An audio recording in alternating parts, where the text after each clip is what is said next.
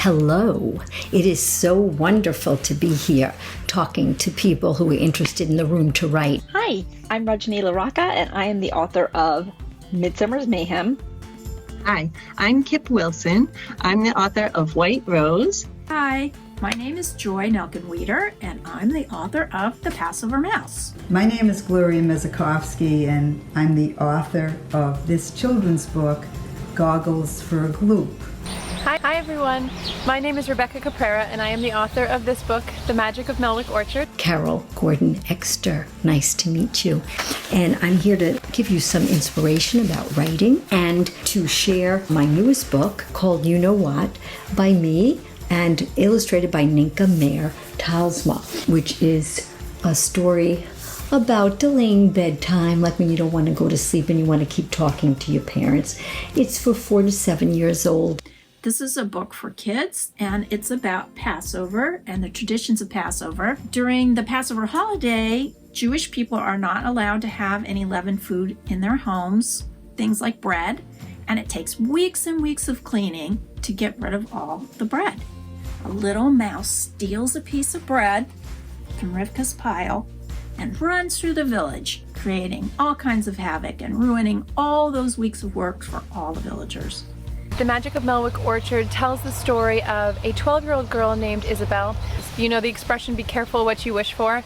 Well, that's exactly what Isabel needs to come to terms with in the story, and she has to sort of find a way to make things right. It's a fun story for your young child. It's dedicated to nature lovers with a heart for little critters. All these illustrations were done by my husband, Merrill Mizakovsky. This is a young adult historical novel in verse, so it's for ages 12 and up. And it's based on a true story about real kids who stood up to the Nazis in World War II using their voices, using their words. It's a book for kids ages 8 to 13, and it's about a girl named Mimi, who is 11 years old and loves to bake. So Mimi finds out that a local bakery is running a kids baking contest this summer, and she thinks that if she can just win the contest, she can finally prove that she's not the least talented member of her family.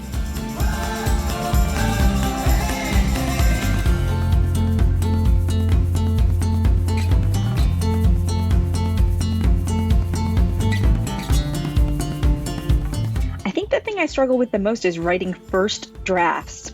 I actually love revising. When I already had something and there's something to work with, I just love getting in there and fixing it and making it really good.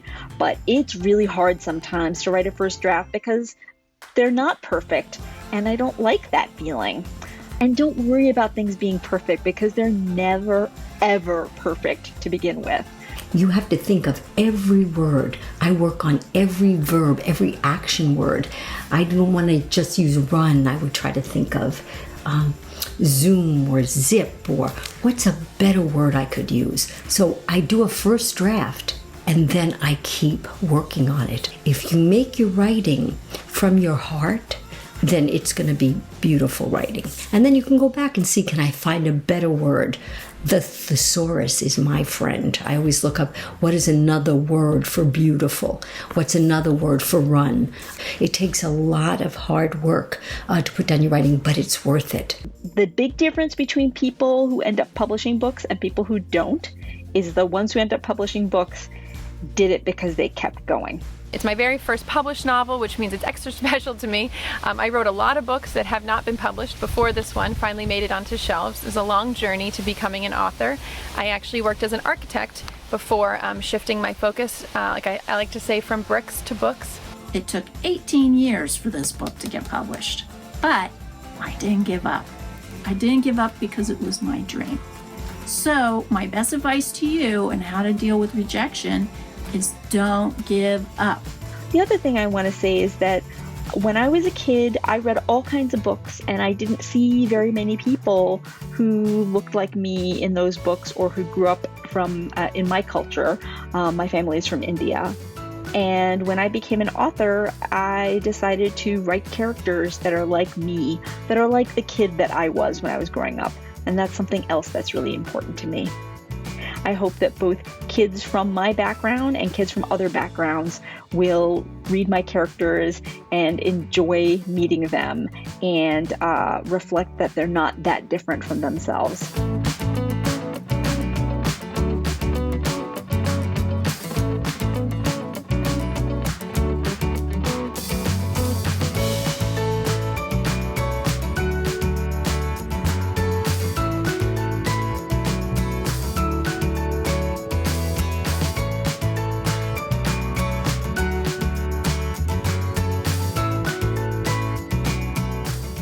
I get my ideas from everywhere. I love going for walks in the woods with my dog and just letting my mind go, and all kinds of ideas pop in there.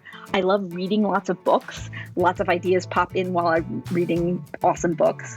And actually, the idea for Midsummer's Mayhem came from a memory I had from when I was a kid. I had a kind of overactive imagination, so I thought to myself, what if the person who came back wasn't actually my dad and was instead somebody else who looked exactly like him? How would I know the difference? But when it came time to write a book, I thought, what if there's a kid whose dad comes back from a business trip and he's acting really weird, and there is something wrong with him, but she's the only one who notices? And then I was like, oh, well, why would she be the only one who notices?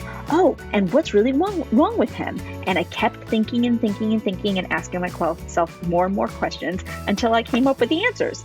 And then I wrote the book. One of the things I've loved to ask kids when I do school visits is I love to have them imagine a magical tree like the chance seedling in the story, and think about, if you did encounter a tree like that, what would you plant and why? Imagine what would grow from that tree's boughs depending on what you planted. I will say the most common answer I get from kids is that they would plant money, but I challenge you to think beyond that. I've had some really fantastic creative things that kids have thought up.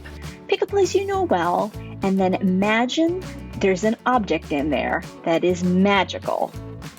Now, make up what this magical thing does, okay? And then imagine what a kid would love to use it for. And then imagine what kind of trouble it could cause.